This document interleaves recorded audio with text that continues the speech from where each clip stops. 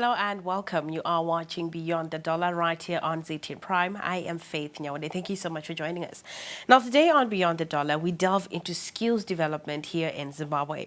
Human capital development is the engine of economic and social transformation, ultimately determining the character and pace of a nation's progress. Now, Zimbabwe's current skills shortage highlights a growing mismatch between what our training institutions are producing and what the industry needs. It also points to the redundancy of some existing skills and underscores the urgent need to develop for the present as well as for the future demands.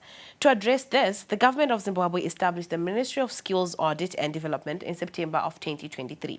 Now, the ministry was created to help steer the country towards an upper middle income status by ensuring the availability of a competent and adequately skilled workforce. This move follows 2 decades of mass immigration of skilled personnel that created a critical gap that now calls for a national skills revolution. So today we ask, what really is the Ministry of Skills Audit and Development really about? What are the key skills that Zimbabwe needs to feed into the national development strategy? And what is being done to retain talent and expertise within our borders? Our discussion, skills deficit, are we training for the right jobs? In studio today, I am joined by Professor Paul Mavima, the Minister of Skills Audit and Development Minister. Thank you so much for joining me. Thank you, Faith, and I'm very happy to be here. Now, the Ministry of Skills Audit and Development, what really is it about and how does it really feed into the National Development Strategies 1 and 2? In a nutshell, there are two things that the ministry does. The first is to do the audits, and the audits are there to establish basically three things. The first thing is, what skills do we have in relation to national aspirations? Then secondly, what skills don't we have, again, in relation to national aspirations, the national development strategies, but also the vision that the nation has, Vision 2030, and maybe even beyond. Then thirdly, the audits do an anticipatory work of saying 5 years from now, maybe even 2 years from now, 5 years from now, into the long term, what skills are we going to need as a nation? And so that's the audit part. The development part is all about saying, how do we get these skills that we don't have? What kind of programs do we initiate at our training institutions? And how do we even attract people from outside, be it diaspora or other experts, to come into Zimbabwe so that we can fill these gaps? But the main approach is to say, using our own training institutions, how do we develop these skills so that we are adequately provided as a nation? But there are very specific other things that the ministry does within this broad context of skills audits and skills development programs.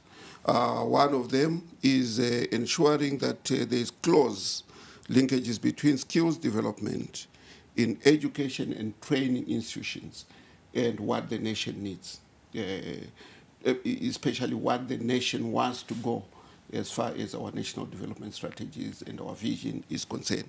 The other issue is making sure that in the anticipatory realm, aligning national skills development initiatives with the requirements of the new economy, the digital economy, the fourth industrial revolution. We also have to make sure that even people who are already on the job, how are we upskilling them or reskilling them so that they can function properly within this digital economy? Another issue is we did a national critical skills audit in 2018. There have been discussions about what methodology you used. Was it adequate, or certain criticisms of that. But what we know is that it established that we had a very big gap, and upwards of 62% overall. But there were areas that even had much more gaps, like your engineering, like your medical fields, agriculture, mining. All those had much bigger gaps than the 68% that was recorded nationally. Now, we want to see how we have progressed as far as that is concerned. Okay. From that baseline, we are supposed to conduct sector-specific skills audits, 3 years intervals, but also we have to do the critical skills audit in 10-year intervals. Okay. So right now we are planning for one. We are almost saying we did one in 2018. But now, as a ministry, we have to establish our own baseline. And we need, therefore, a national comprehensive critical skills audit. That's the other thing that we are doing. We, as a ministry, we are tasked with the responsibility to make sure that there is alignment between training institutions, what they are producing, and what is required by industry. In a nutshell, this is what the ministry is doing. So now you... Audits as well as suggestions for national skills development. So now you've laid out your mandate and the tasks that you are undertaking. But some stakeholders have dismissed your ministry as being a replica of what other institutions or stakeholders are doing or should be doing. For example, the Public Service Commission. What is your response in regards to this? You know, that criticism is completely misinformed and comes from a lack of understanding of what the various institutions do. The Public Service Commission, for example, is the employer of all civil servants. It functions to recruit and place people in the various ministries and agencies of government. It also does, the grading, the job evaluations, and it's a human resources agency of government. What our ministry does is to plan for the development of human capital for the entire economy, not just the public service, but the entire economy. What skills are needed in mining? And mining is largely a private sector enterprise. What skills are needed in agriculture? And agriculture is basically a private sector enterprise. Smallholder farmers, large-scale farmers. What skills are needed in manufacturing? So there is really a difference between what the Public Service Commission does and what we do as a ministry. They are confined to the human resources function of government. They don't even do the skills audit for the public sector itself. It is done by us, but in addition to doing public sector skills audit, we also do audits for all the other sectors. And then we recommend as to how we can meet these demands for skills. Now, which brings me now to my next question. In order to fulfill this mandate as a ministry, which other government departments do you work with? We, remember I said we audit the skills needs, but by and large we don't do the training. So we have to work with all the institutions that do the training of skills. People will then want to concentrate on the higher end of things, universities, polytechnics, TVET centers. But our role expands downwards to primary and secondary education as well. Because if we miss it at that level, the fundamental level, then we'll miss it across the board. So we also look at our curriculum at the primary and secondary schools level and say, are we preparing our learners to take up positions that are demanded by industry as they go into tertiary education, even as they leave secondary schools? Can they go and satisfy at different levels what is needed by secondary schools? We also look at, the TVET centers. We look at polytechnics. We look at universities, and basically say, are they training for what we need? We have to work with them. We also have to work with Ministry of Health, for example. They do a lot of training. We have to work with the Ministry of Agriculture because they do a lot of training. So in many ways, and we have to work with NECs, National Employment Councils, because they know what their various sectoral demands are. So we have to talk to them so that we understand what their demands are and we can align with these training institutions. It's almost like a whole of society approach, but we are the coordinators of this whole process of making sure that we are developing the human capital that we need as a nation. Now, talking about human capital, I want to pose a two-part question. Let's talk about the here and the now. In the short term, what are the immediate pressing skills gap that we do have that exists here in Zimbabwe? And part two, what has the government done to address the skills gap in the meantime, especially in sectors such as mining, agriculture, as well as technology? Okay. It's clear that we have a gap. There's no doubt about that. And the contributory factors are many, but by and large, we have established, like I said, that we have, from 2018, we had a 68% gap. But there's also the contributory factor of skills flight, people going out to other countries because they consider those to be greener pastures. So we have the gap in the areas that I have already talked about, engineering, for example, the whole STEM area, engineering, science teachers, for example, are in short supply, maths teachers are in short supply, medical doctors and other professions within the medical field are in short supply. Engineers in mines, even mining technicians, well-prepared artisans, we have lost a lot of those going as far out as Australia, for example. There are quite a number of things that we have been doing. For example,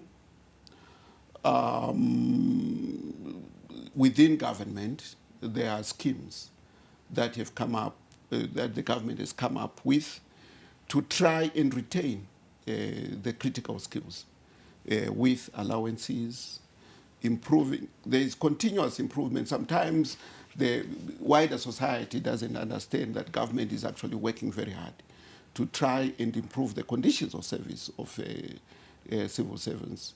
There was a time when, at some point, civil servants were earning an equivalent of about $150. But the minimum paid worker now takes home something like $350 US. Then there's a component to it. That fact of putting the US dollar component is part of the retention that is happening. Then the universities have been very active in terms of coming up with programs that talk to the gaps that were established in 2018.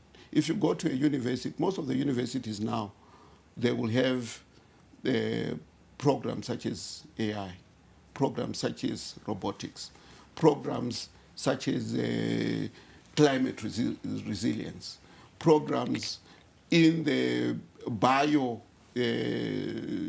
medical fields, biotechnology fields, all talking to the needs that were identified in 2018.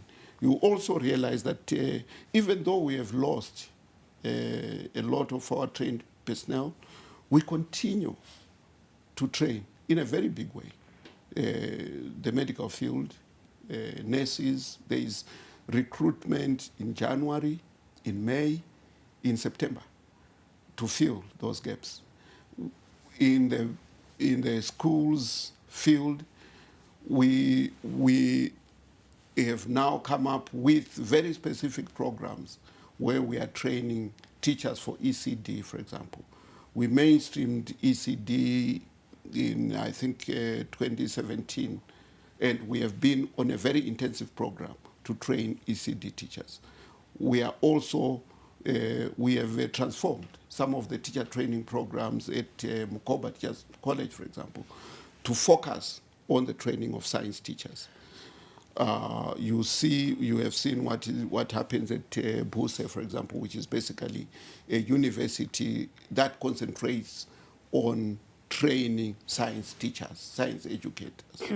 So there are quite a number of programs that government has initiated in order to boost the production of human capital in the gap areas.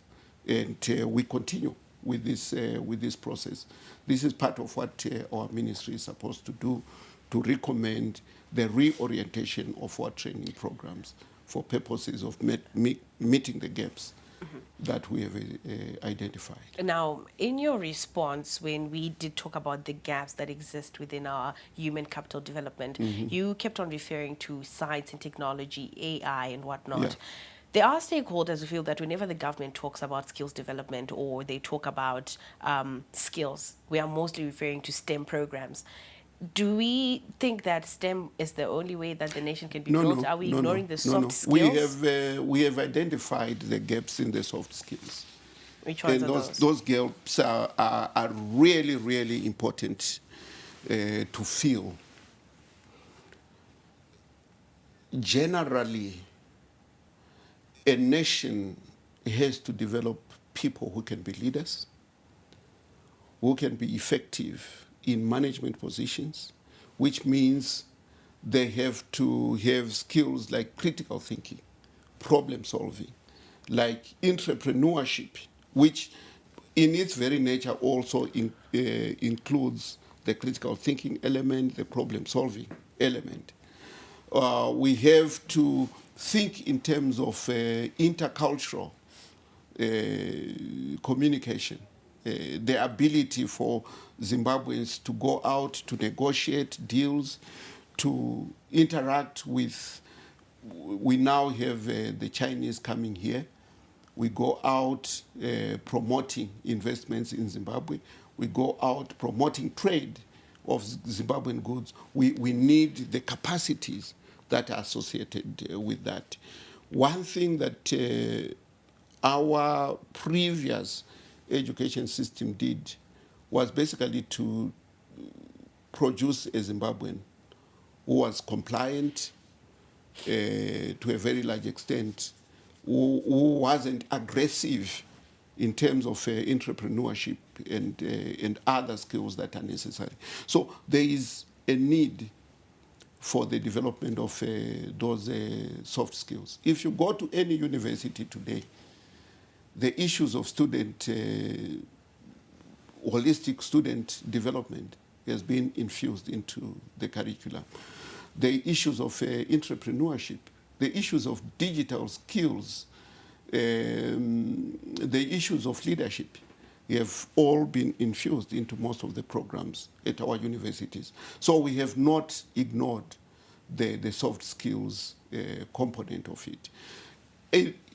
In the curriculum at primary and secondary levels, if you look at that framework that was introduced in 2017, 17, and has continued under the heritage-based education system, you will find that we are talking the same language.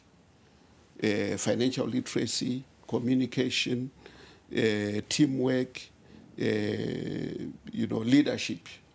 All those have now been infused into the curriculum.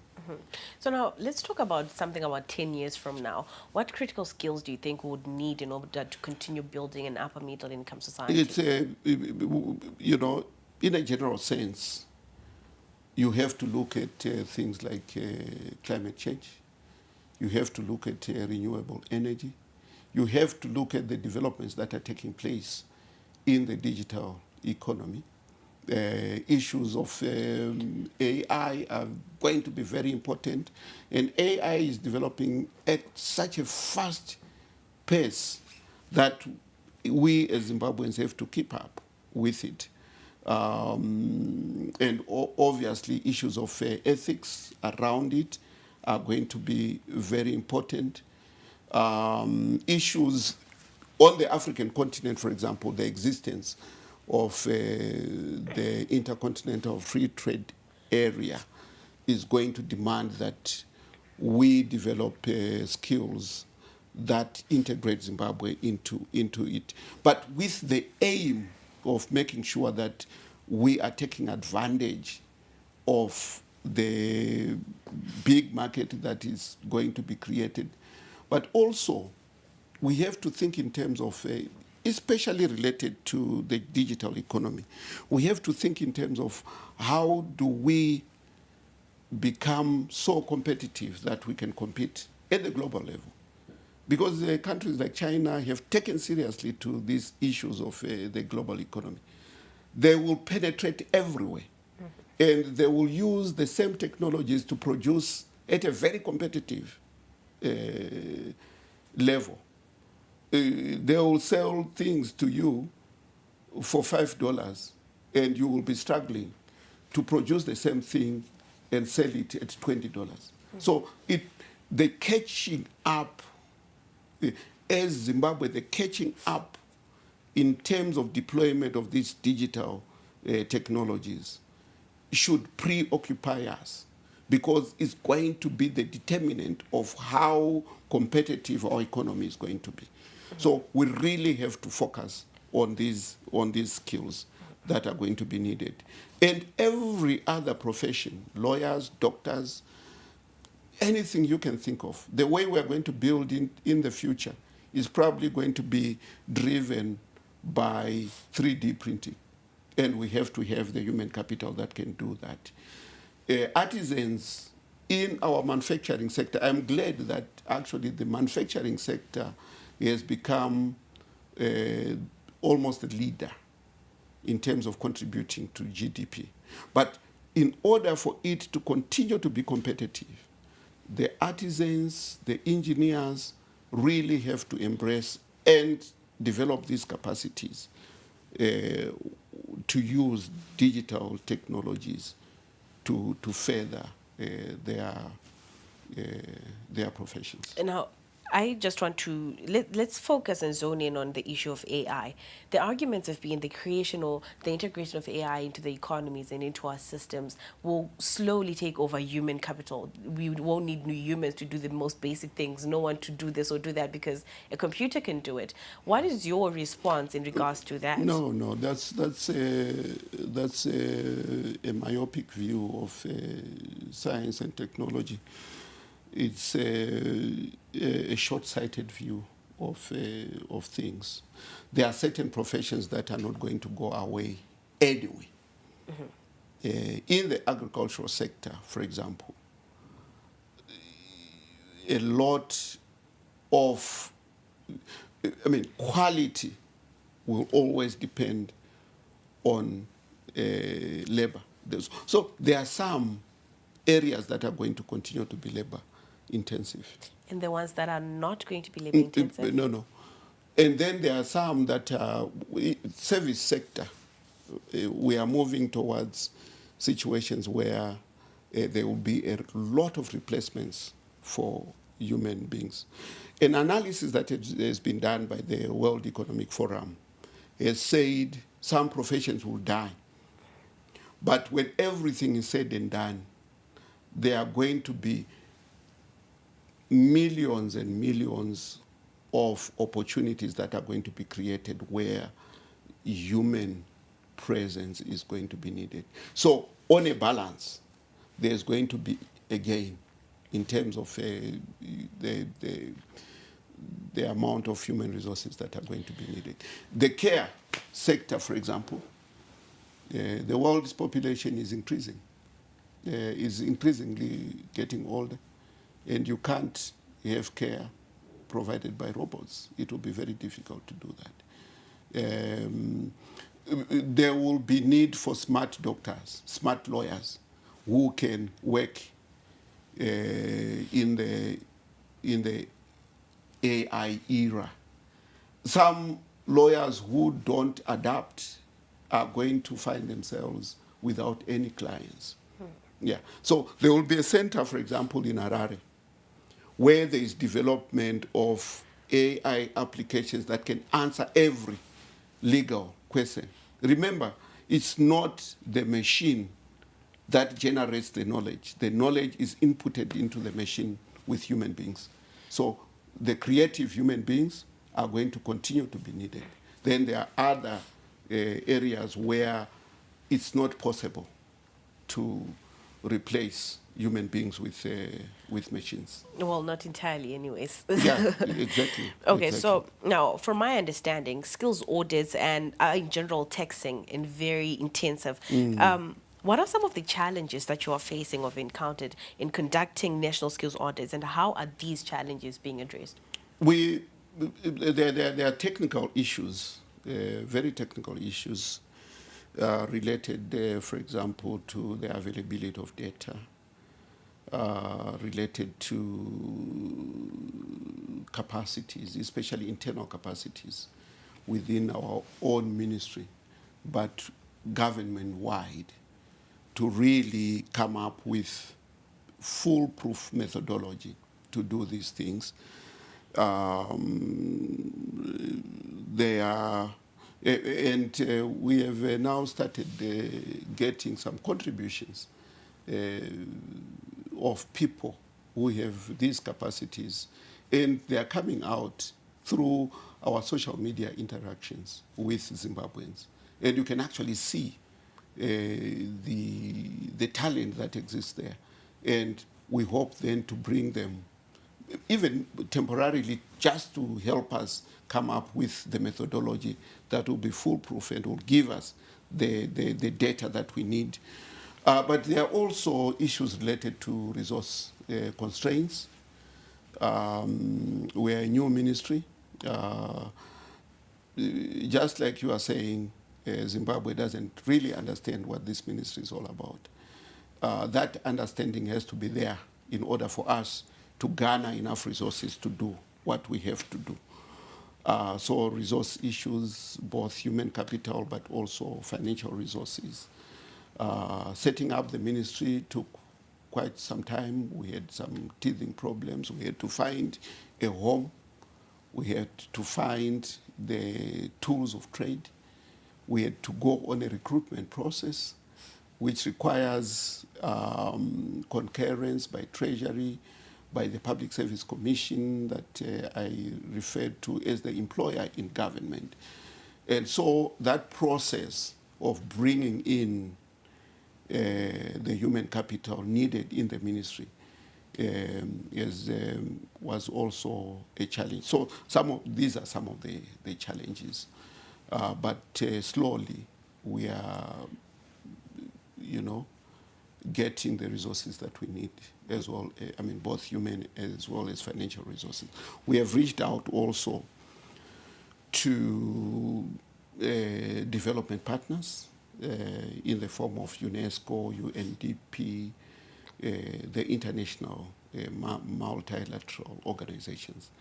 They have been gracious enough to offer us the financial as well as technical assistance that we need.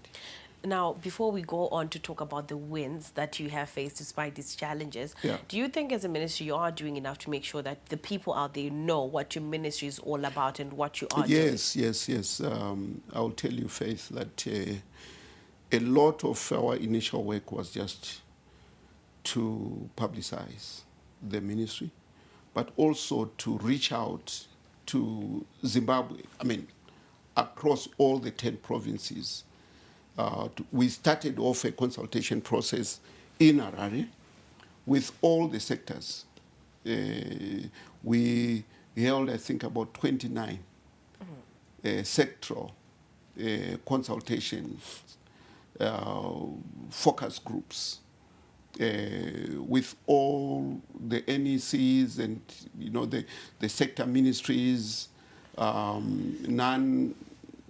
civil society organizations, church organizations,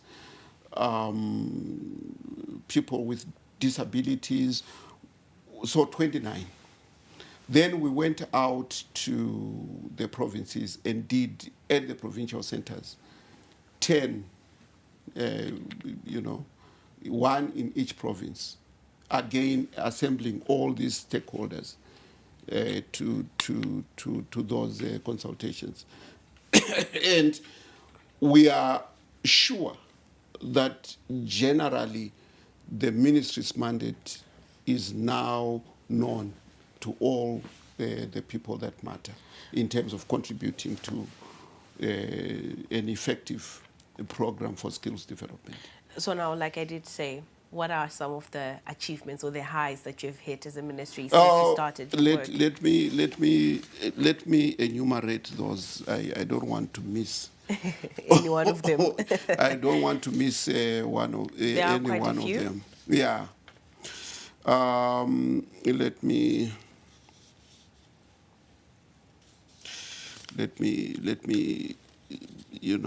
me indicate clearly.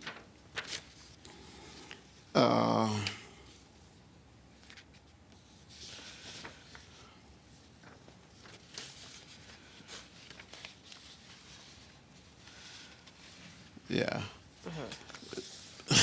Oh. The first thing really is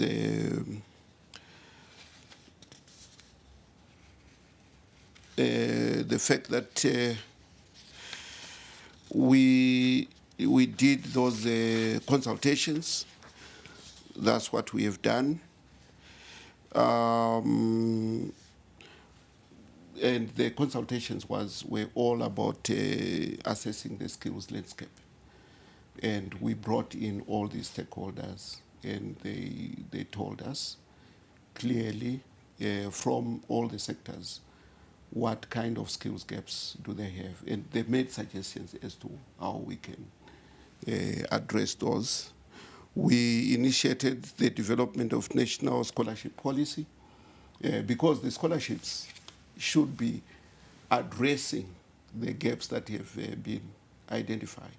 So we can't just muddle through as far as our scholarship program is concerned. We need to direct it appropriately. So we have reviewed the National Skill Scholarship Program, and we have made recommendations as to how it should be run, how it can be coordinated, what areas it should focus on. So we did. Sorry, just allow me to strong arm you a bit. When you say recommendations and which areas the scholarships are supposed to address, can you just highlight one or two areas you're saying the scholarships should be directed towards we talked about the gap areas. Yeah, we have to focus on if India wants to give us scholarships, for example, we'll emphasize that our needs are in medicine,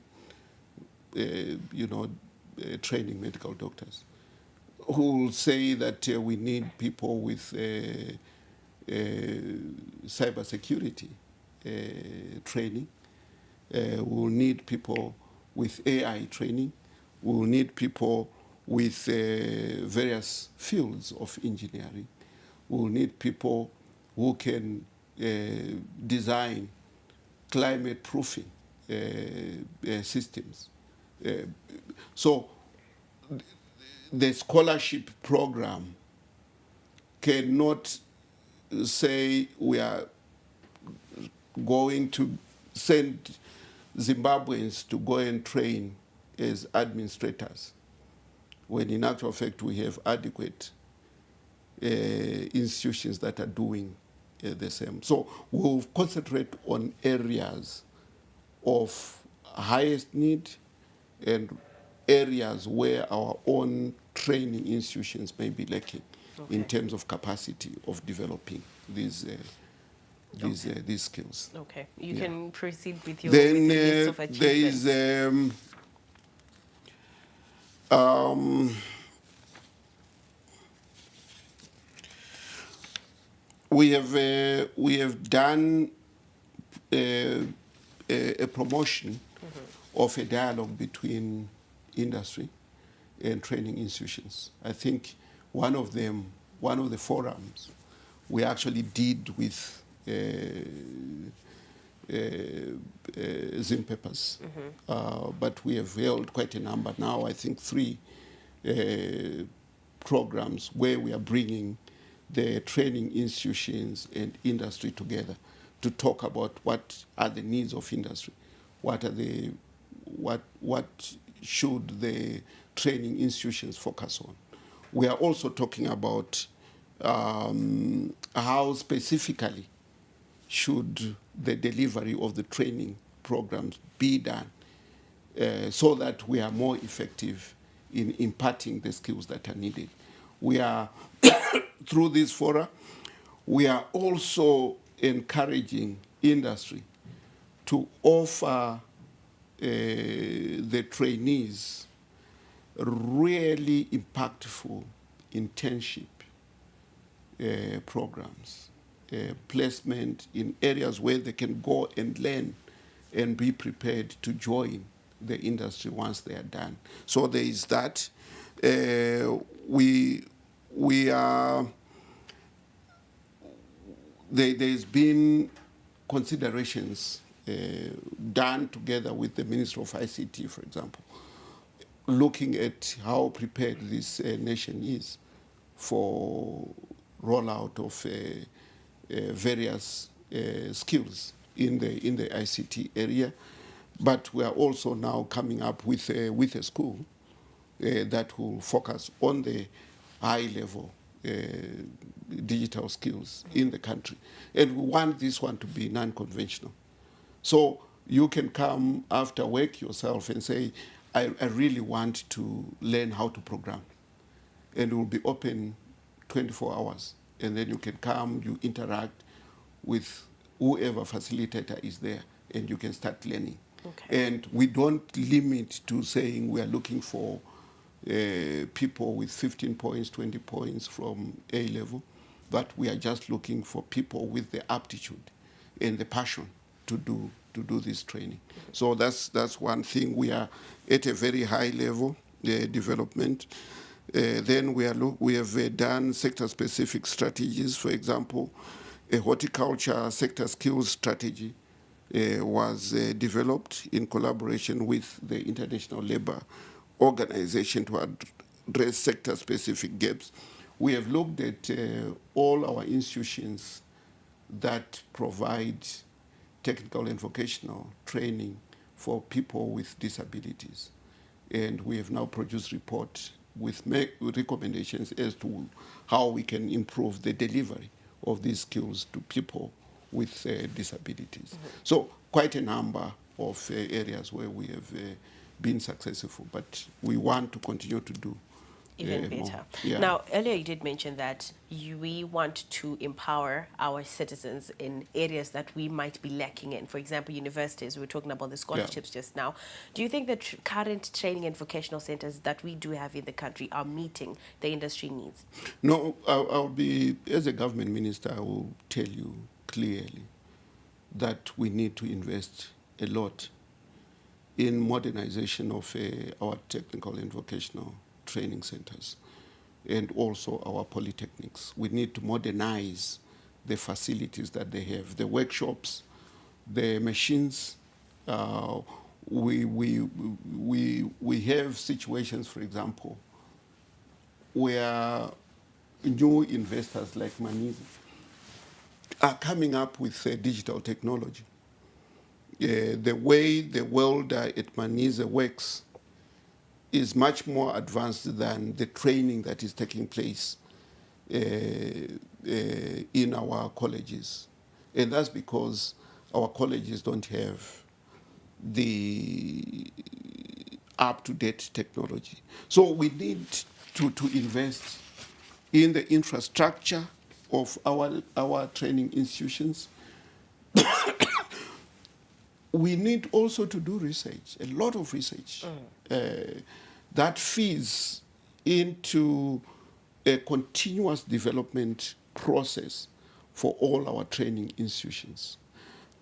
Government has to lead this process, but the private sector should also invest in this research so that we are well informed in terms of the developments that are needed for our training institutions.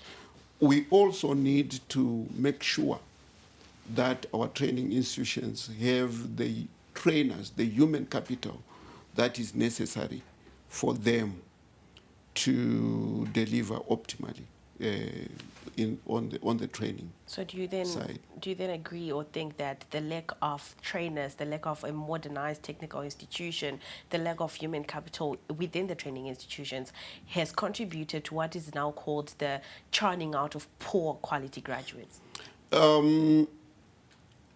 That is a good question. In a way, yes. In a way, yes. But in addition to that, I think what has contributed more is the lack of dialogue between what industry needs and what our training institutions are producing. I think there was a time when industry was a very big participant in the training, especially of artisans. And they were the initiators of these programs, right? Then on a larger scale, and coming back to what you have just suggested, we were not helped by the downturn in the economy that took almost over two decades. And that meant that there were very few resources available to continually improve on our education system, our training institutions. Okay. So we lagged behind as far as that is concerned. I'm glad now that the economy is starting to pick up. And again, I mean, before I forget, another indicator or symptom of what I'm talking about, the economic downturn, was the closure of a lot of industries and the informalization of the economy. So as the economy picks up, we are going to see more resources being made available to the training function in general, but also to our specific institutions, our universities, our polytechnics, and our technical and vocational institutions. Government has to come up with a program, maybe a first program, where we say we want to establish centers of excellency in the delivery of training in this country. Well, a lot of things we can touch on in regards to your ministry, but apparently time has run out, unfortunately. But thank you so much for joining me, Professor Paul Mavima. No, I'm very honored to have been here, and hopefully we have been effective in informing Zimbabwe about what the ministry is all about what we need in order to develop the human capital that the nation needs. Well, we have come to the end of the show. You are watching Beyond the Dollar right here on ZTN Prime. I would like to thank my guest, Professor Paul Mavima, the Minister of Skills Audit and Development. I've been your host, Faith Nyode. Pleasant viewing. Okay.